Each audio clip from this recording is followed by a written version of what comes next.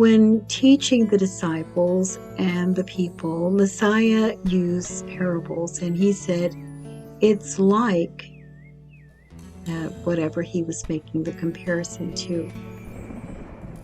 Scripture does not tell us that the Most High Yahuwah had a baby, who he is calling his son.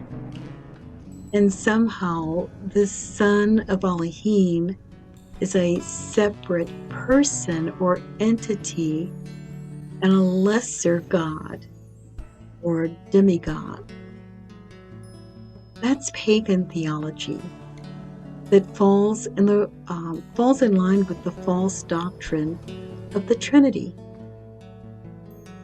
No, Scripture tells us over and over that Yahuwah, our Elohim, is a God, one who expresses himself in multiplicity, but is yet one person. Scripture tells us that in the realm of the Spirit, there is no giving and taking in marriage.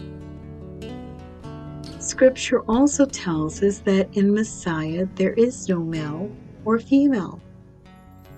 There is no Jew or Gentile.